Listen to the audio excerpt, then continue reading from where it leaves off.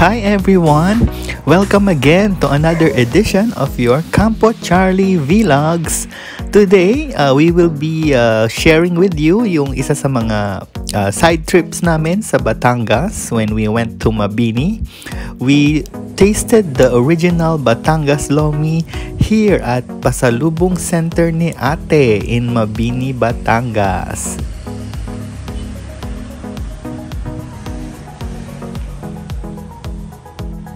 And as you noticed, this place is like a one-stop shop for all of your souvenirs and take-home goodies as you travel along the highway.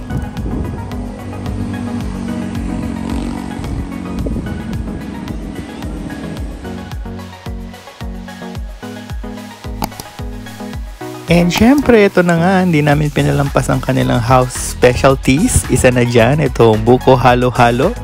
It's a halo-halo in a buko fruit. So, nandito siya sa baon ng nyog. May kasama siyang fresh buko meat and the buko juice is mixed up with the ice. Meron din siyang ice cream and leche flan. Napaka-refreshing at napakasarap. Ay, ito na nga, dumating na ang ating lomi. Ayan. So, kita nyo naman, punong-puno ang serving ng kanilang lomi. Kung ikaw ay mahina ang iyong appetite, pwede yan for sharing for two. At nakamix na yung kanilang sahog, yung meat and yung veggies. Meron din egg yan. Nandun na rin sa bowl. But one thing that is special to this lomi, lalo na yung Batangas lomi, ay yung lapot. Ayan, napakalapot ng sabaw. Akala mo malamig na yan, pero mainit yan. Pero malapot pa rin talaga. Kumakapit sa noodles yung kanilang sauce. So ganito daw yung tamang pagkain yan. Kukunin nyo muna yung lomi, dilipat sa pinggan, saka nyo siya isusubo. Kasi nga, napaka-overwhelming nung lagkit nung kanilang soup. Ayan, umorder pa kami ng dagdag na halo-halo.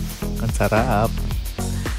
Diba? Kita nyo naman, punong-puno, siksik na siksik sa sahog. Hindi siya tinipid, hindi puro yelo, and may gatas at buko.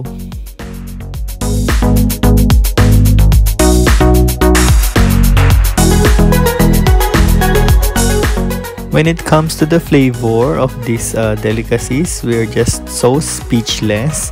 The Batangas Lomi is so flavorful.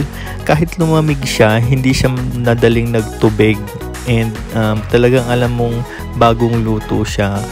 Talagang lasang-lasa mo yung lahat ng mga nakasahog na meat.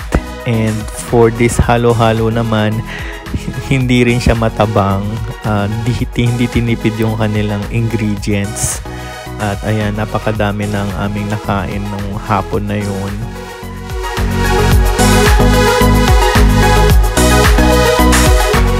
By the way, nag-order din pala ng pansit batil patong ang aming mga kasama. Ang kaibahan lang niya sa lomi is wala siyang sabaw. And yung kanyang ingredients is nakapatong dun sa noodles. Kaya I think tinawag siyang batil patong.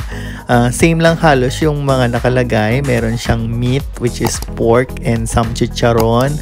Meron din siyang kasamang egg and some veggies. And actually, ito ay native recipe ng Tuguegarao, Cagayan. And it's very wise to introduce this also to the Batangas locals. Kasi nga, hawig talaga yung lasa niya sa lomi. Except that, wala siyang sabaw.